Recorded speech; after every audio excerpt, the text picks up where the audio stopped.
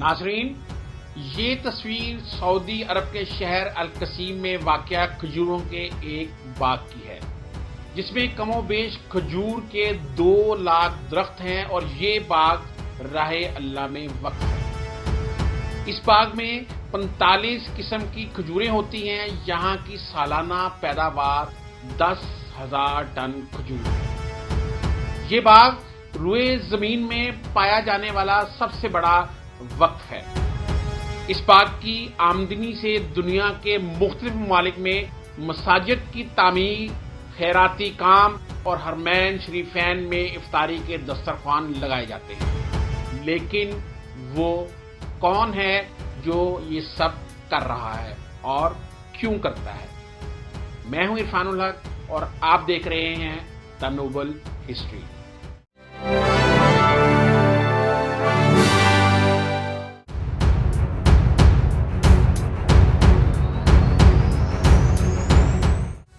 इस्लाम में तमाम मज़ाहिब से ज्यादा फलाही और खैराती कामों की तलकीन की गई है और इसके अमली मज़ाहिर वक्तन फवक्तन देखने में भी आते रहते हैं। नाज़रीन, ये बाग सऊदी अरब के अमीर तरीन शख्स सुलेमान अब्दुल अजीज अल राजी ने अल्लाह की राह में वक्फ किया है। गिनीज बुक में अब तक सबसे बड़े वक्फ के तौर पर यह बाग रिकॉर्ड के तौर पर दर्ज है। शेख सुलेमान बिन अब्दुल अजीज अल राजी 1928 में सऊदी अरब के शहर अल बखीरिया में पैदा हुए और वो अपने 4 भाइयों में तीसरे नंबर पर थे। सुलेमान अल राजी ने गुर्बत में आंख खोली। वो स्कूल में पढ़ रहे थे कि एक दिन स्कूल इंतजामिया ने तफरीही टूर तश्कील दिया और हर तालिब इल्म से 1 रियाल जमा करवाने को कहा। ये घर में जाते हैं मगर वालदैन के पास 1 रियाल तक नहीं होता। ये बहुत रोते हैं। टूर के लिए जाने की तारीख करीब आती है। इधर इनके सहमाई इम्तहानात का रिजल्ट आता है। ये क्लास में पोजीशन लेते हैं और एक फलस्तीनी उस्ताद बतौर इनाम इन्हें 1 रियाल देता है। ये दौड़ते हुए तफरीही प्रोग्राम के ऑर्गेनाइजर के पास जाते हैं और 1 रियाल जमा कराते हैं और टूर पर चले जाते हैं।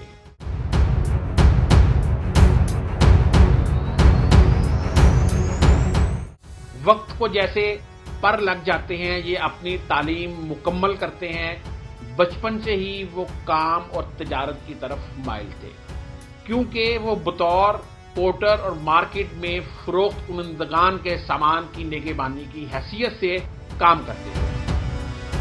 1956 में वो जद्दा में एक एक्सचेंज स्टोर खोलते हैं। सुलेमान अब्दुल अजीज अल राजी 1978 में बैंक अल राजी कायम करते हैं और इस बैंक का सदर दफ्तर रियाज में कायम होता है। मुख्तसर अरसे में अल राजी के नाम से बैंकों का एक जाल पूरे सऊदी अरब में फैल जाता है। सऊदी अरब के अलावा मलेशिया में भी इस बैंक की 18 शाखें काम कर रही हैं। अल राजी बैंक मुकम्मल इस्लामी तरीके कार के तहत लेन देन करता है।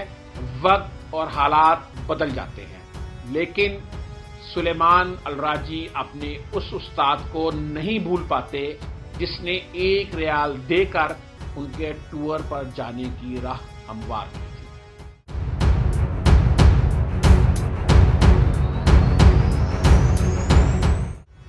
सुलेमान अल राजी अपने इस फलस्तीनी उस्ताद की तलाश में निकलते हैं। उस्ताद से मुलाकात होती है। वो रिटायर्ड हो चुके हैं। माशी हालात ऐसे कि घर का चूल्हा जलाना मुश्किल हुआ पड़ा है। राजी अपने फलस्तीनी उस्ताद को गाड़ी में बिठाते हैं और उनसे कहते हैं कि मेरे ऊपर आपका कर्ज है। उस्ताद आगे से कहते हैं, मुझ मस्कीन का किस पर कर्ज हो सकता है। राजी अपने उस्ताद को याद कराते हैं कि सालों पहले आपने मुझे 1 रियाल इनाम दिया था। उस्ताद मुस्कुराते हैं कि अब आप वो 1 रियाल मुझे वापस करना चाहते हैं। राजी एक बंगले के सामने गाड़ी खड़ी करते हैं जिसके सामने बेशकीमत गाड़ी भी खड़ी है। राजी अपने उस्ताद से कहते हैं یہ بنگلہ اور یہ گاڑی اب آپ کی ہیں، مزید آپ کے تمام اخراجات ہمارے ذمے ہوں۔ فلسطینی استاد کی آنکھوں میں آنسو آتے ہیں اور کہتے ہیں کہ یہ عالی شان بنگلہ، یہ مہنگی گاڑی، یہ تو بہت زیادہ ہے۔ راجی کہتے ہیں اس وقت آپ کی جو خوشی ہے اس سے بڑھ کر میری خوشی کا عالم تھا جب آپ نے مجھے 1 ریال انعام دیا تھا۔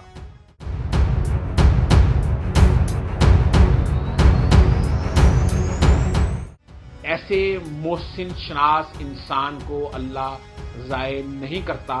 سلیمان الراجی نے 2010 میں اپنے بچوں، بیگمات اور عزیز و قارب کو بلا کر اپنی دولت ان سب میں تقسیم کر دی اور اپنے حصے میں جو کچھ آیا وہ سب وقف کر دیا۔ اس وقت سلیمان الراجی کے وقف کی مالیت 60 ارب ریال سے زیادہ ہے۔ یہ دولت سلیمان بن عبدالعزیز الراجی نے دیگر عربوں کی طرح تیل کے کنویں کھود کر جمع نہیں کی، بلکہ دنیا کے دیگر امیر ترین افراد کی طرح اس شخص نے تمام دولت اپنی محنت سے کمائی ہے۔ سعودی الوطنیہ کمپنی اور الراجی بینک کے مالک ہیں، جنہوں نے کرونا وائرس کے لیے 170 ملین ریال امداد کے طور پر دیا ہے اور مکہ مکرمہ کے اندر 2 ہوٹل وزارت صحت کے حوالے کر دیے۔ سلیمان بن عبدالعزیز الراجی کا بینکنگ کے علاوہ جپسم، سٹیل اور زراعت کے علاوہ بھی کئی شعبوں میں وسیع کاروبار ہے۔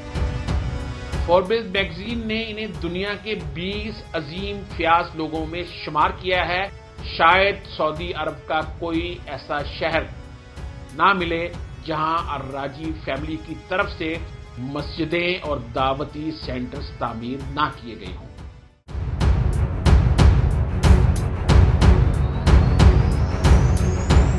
سعودی عرب کے شہر القصیم میں سلیمان الراجی نے ایک اسکول قائم کیا، جس کے پہلے فیز میں انہوں نے 6000 طلباء کے لیے میڈیکل یونیورسٹی قائم کی، جس کے ساتھ ساتھ 1000 بیڈ پر مشتمل ٹیچنگ ہسپتال بھی قائم کیا گیا ہے اور ساتھ ہی اساتذہ اور عملے کے لیے رہائشی کالونی بھی بنائی گئی ہے۔